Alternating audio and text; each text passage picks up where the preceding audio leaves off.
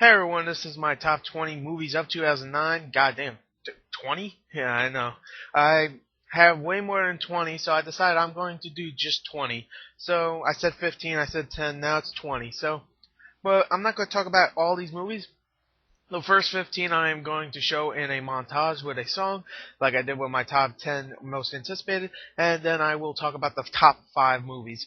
Okay, so enjoy the montage, and I'll be back for number 5, 4, 3, and 2, and 1. So thank you and enjoy.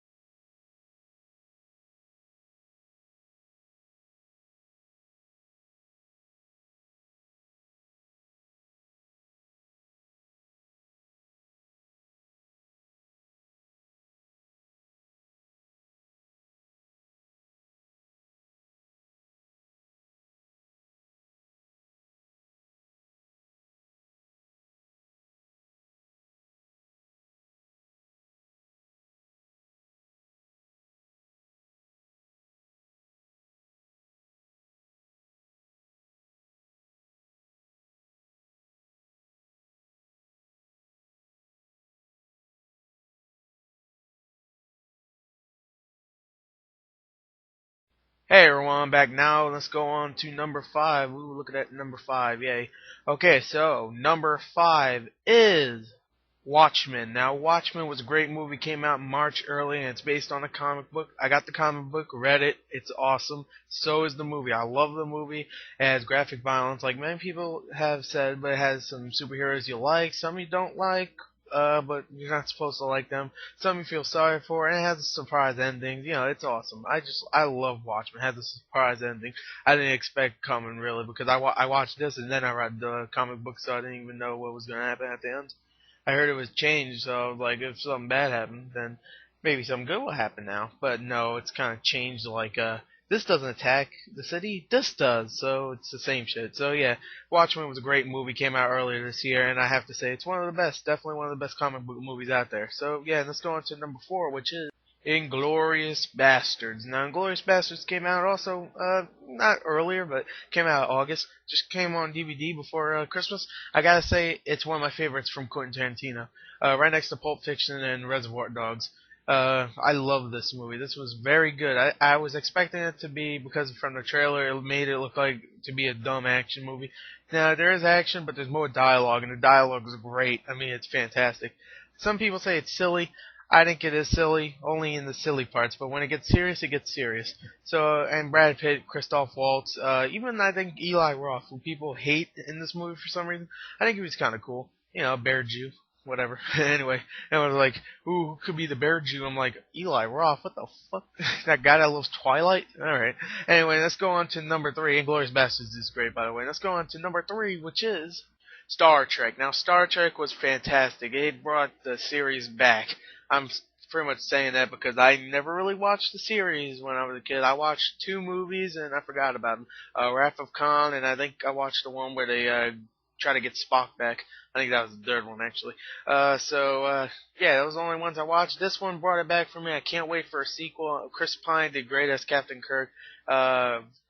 Zachary Quinto did great as Spock.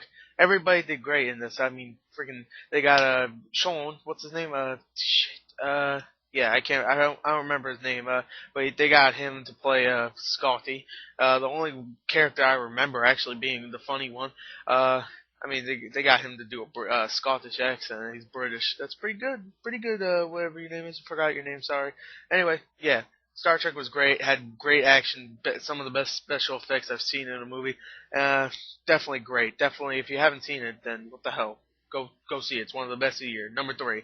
So let's go on to number 2, which is District 9. Now, District 9 was a fantastic movie. My number 2 movie obviously has to be fantastic, right? But it is a 10 out of 10 movie. It is a 10 out of 10 movie. District 9, I'm not going to talk about that much, but it's a great movie. The action's badass. The special effects, some of the best also. Definitely some of the best. For a $30 million budget, maybe the best special effects I've seen on a very low budget. Yeah. I mean, come on. There was romantic comedies this year that cost more than this. Freaking that new movie with Hugh Grant, I Met the Morgans or whatever the hell it's called. Did you hear about the Morgans? That cost $60 million to make, double this amount. This cost $30 million and it made a much better movie with better everything. District 9 is a great movie, but what could be number 1? Well, if you watch my reviews, then you already guessed this, but I can't surprise people just like, hey, this is number 1. I never talked about it, so there you go. It's my number 1. So I surprised you. It is my number 1 movie of 2009 is James Cameron's Avatar. Now, I was waiting for this movie a long time, okay? When I heard James Cameron was making something very revolutionary, I really was like, wow, I can't wait for this movie. Now, I didn't put this on my top 10 most anticipated. I put it like honoree number 15 or something like that. Like number 15 pretty much. The reason was because we didn't have any trailers back then, and all we kept hearing was like, oh, it's going to be revolutionary. Oh, we're going to show some clips at Comic-Con and stuff. I was like, I'm not going to be able to see those clips. I was like, blah, man. So I couldn't put it very high, even though I was very excited for it. And then we saw clips, and everybody was like, oh, it looks very good, but I mean, the story, blah, blah, blah. And then the movie comes out, and everybody's like, wow. Wow.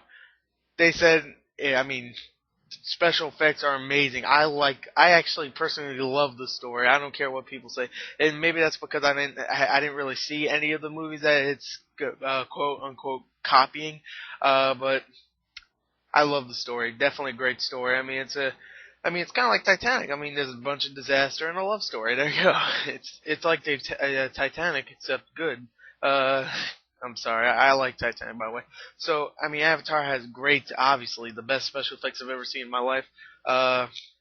Great action, great dialogue. I don't care what people say. I think the dialogue was great for at least the main characters. Maybe the enemy, the bad sergeant guy, he had some cheesy dialogue, but he was supposed to be very like cheesy, obvious bad guy, military guy. Even though he looked very scary, he was like, oh, I never seen a badass guy look like that. I mean, he had a big ass scar on his face the whole time. I was like, holy shit. But he's a badass guy, and he's like 60 years old too. I could talk all day about Avatar, but all I have to say is it's my number 1 movie of 2009.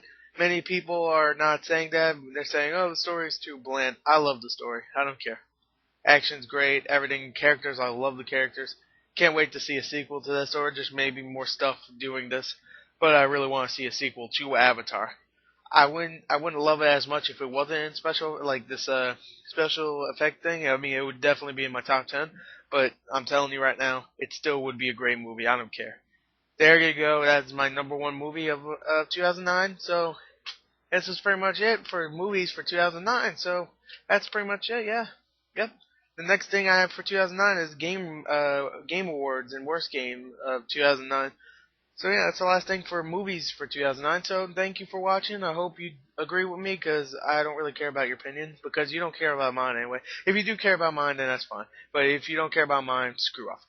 Avatar, best movie of the year. District 9, very close. Very, very close.